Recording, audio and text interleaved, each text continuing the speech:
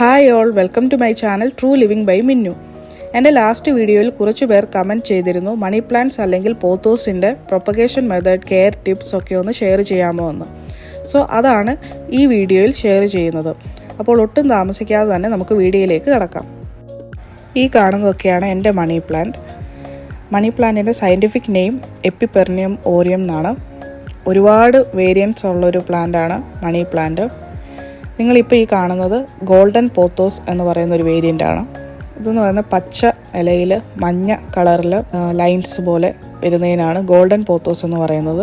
ഇപ്പോൾ എൻ്റെ കയ്യിൽ 2 വേരിയൻസ് ആണുള്ളത്. ഒന്ന് മാർബിൾ പോത്തോസും ഒന്ന് ഗോൾഡൻ പോത്തോസും. ഒരുപാട് വേരിയൻസ് ഉണ്ട്. ഇതൊക്കെ ഞാൻ ലാസ്റ്റ് വീഡിയോയിലും പറഞ്ഞിരുന്നു, ഒന്നുകൂടെ പറഞ്ഞതേ ഉള്ളൂ. പിന്നെ ഇതിന് ഒരുപാട് പേരിൽ അറിയപ്പെടും. മണി പ്ലാന്റ്, പോത്തോസ്, പിന്നെ ഡെവിൾസ് ഐവി, അങ്ങനെ പല പേരിൽ മണി പ്ലാന്റ് അറിയപ്പെടും. പല രാജ്യത്തും പല രീതിയിലാണ് അറിയപ്പെടുന്നത്. വളരെ ഹാർഡ് ടു കിൽ പ്ലാന്റാണ്. നമുക്ക് വീട്ടിലൊക്കെ ഒരു ബിഗിനേഴ്സിനൊക്കെ പറ്റിയൊരു ചെടിയാണ്. വലിയ മെയിൻ്റെനൻസ് ഒന്നും വേണ്ട. പിന്നെ ഇത് ഔട്ട്ഡോറിലും ഇൻഡോറിലും നമുക്ക് വളർത്താൻ പറ്റുന്ന ഒരു ചെടിയാണ്.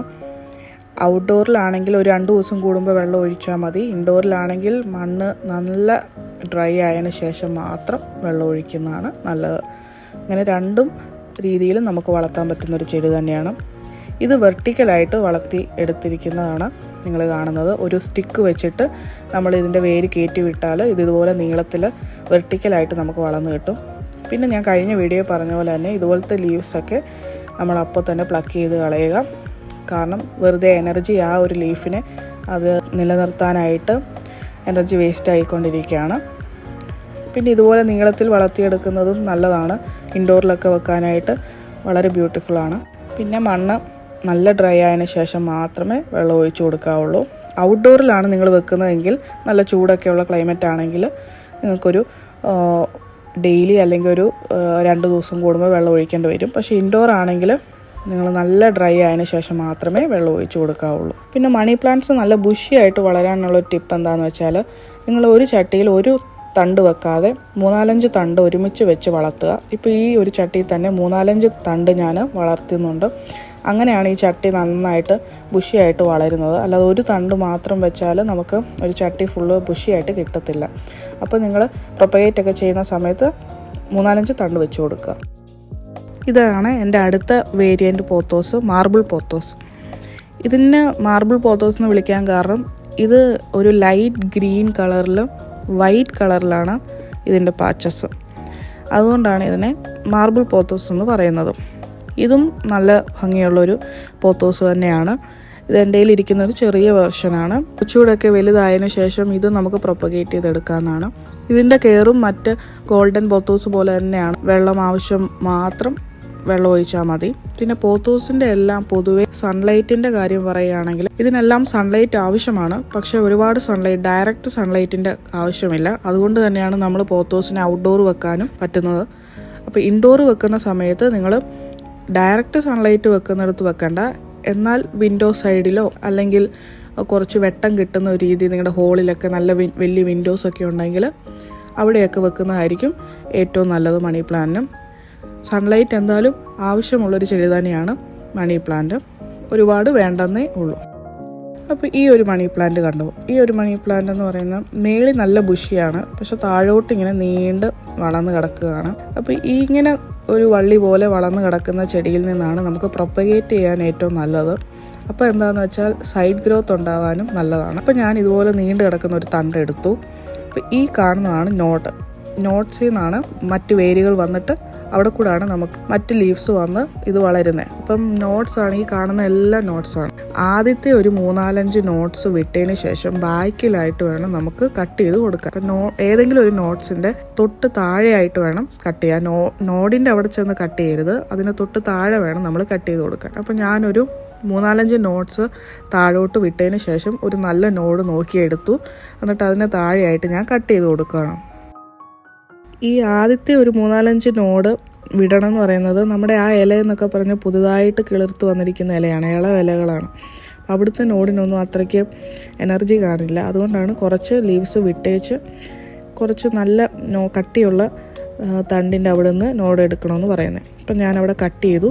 അതിനുശേഷം അതിന് താഴോട്ടുള്ള നോട്ട്സുകളെല്ലാം തന്നെ ഞാൻ കട്ട് ചെയ്തെടുക്കുകയാണ്. പിന്നെ 2 നോഡിൻ്റെ ഇടയ്ക്കുള്ള ആ ഒരു ഭാഗം നമുക്ക് ആവശ്യമില്ല, അത് നമുക്ക് കളയാം, അതിൻ്റെ ആവശ്യമില്ല. ഈ നോഡാണ്, അവിടെ നിന്നാണ് വേര് വരുന്നത്, ആ നോഡാണ് നമുക്ക് വെള്ളത്തിൽ ഇറക്കി വെക്കേണ്ടത്. ആ തണ്ടിൻ്റെ ഏറ്റവും അറ്റത്തുള്ള ഈ ലീഫ് ഉണ്ടല്ലോ, അത് എടുക്കേണ്ട, അത് ഇളം ലീഫാണ്, അത് വെച്ചിട്ട് കാര്യമില്ല, വേര് വരത്തില്ല. അപ്പോൾ അതിന് താഴോട്ടുള്ള എല്ലാ നോട്ട്സും നമ്മൾ കട്ട് ചെയ്ത നോട്ട്സ് എല്ലാം ഇതുപോലൊരു ക്ലിയർ ഗ്ലാസ്സോ എന്തെങ്കിലും എടുത്തിട്ട് നമുക്കതിൽ ഡിപ്പ് ചെയ്ത് വെക്കാം വെള്ളത്തിൽ. ക്ലിയർ എടുക്കേണ്ട എന്താണെന്ന് വെച്ചാൽ വേര് വരുന്നത് എങ്കിൽ മാത്രമേ നമുക്ക് കാണുകയുള്ളൂ. അതുകൊണ്ട് ക്ലിയർ ആയിട്ട് ഒരു ഗ്ലാസ്സിലോ മറ്റോ നമുക്ക് വെള്ളം ഇട്ട് വെക്കാം. പിന്നെ മണി പ്ലാന്റ് ഇതുപോലെ തന്നെ നമ്മൾ കട്ട് ചെയ്തെടുത്തിട്ട് ഡയറക്റ്റ് മണ്ണിലേക്ക് വേണമെങ്കിലും നടാം.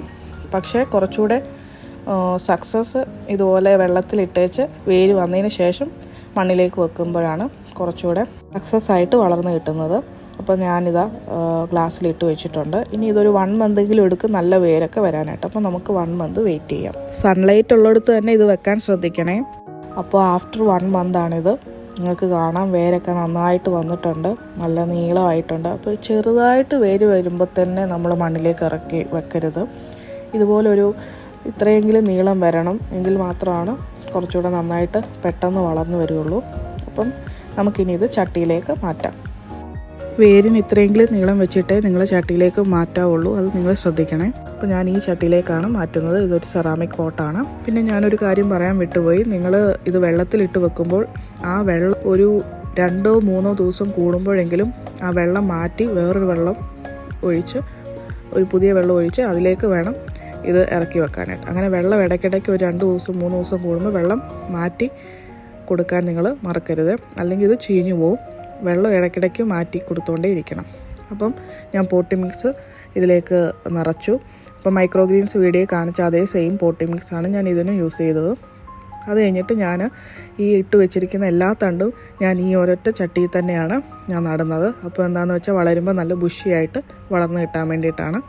അപ്പോൾ ആ ഒരു 4-5 തണ്ടുണ്ട്, ആ 4-5 തണ്ടും ഞാൻ ഇതിൽ തന്നെയാണ് നടുന്നത്.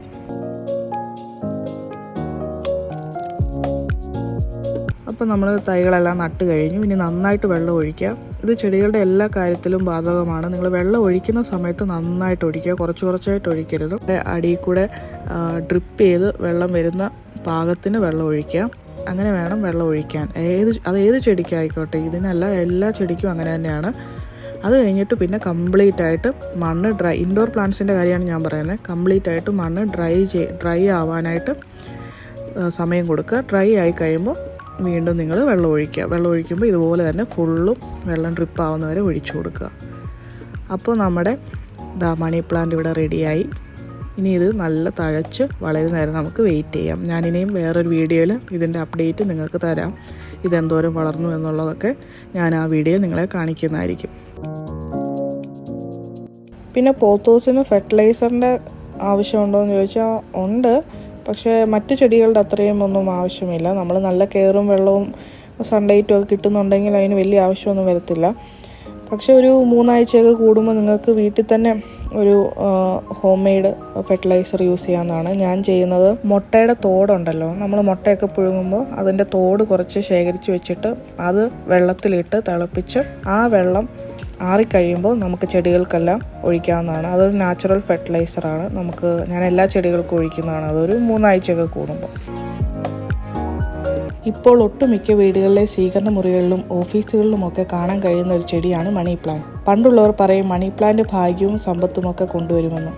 ഭാഗ്യം കൊണ്ടുവരുമെന്ന് പറയാനാവില്ലെങ്കിലും നമ്മൾ നട്ടു വളർത്തിയ മണി പ്ലാന്റ് ചെടികൾ കാഴ്ചയിൽ മനസ്സിനൊരു ഉണർവും ഊർജവും ഒക്കെ തരുമെന്ന കാര്യത്തിൽ തർക്കമില്ല.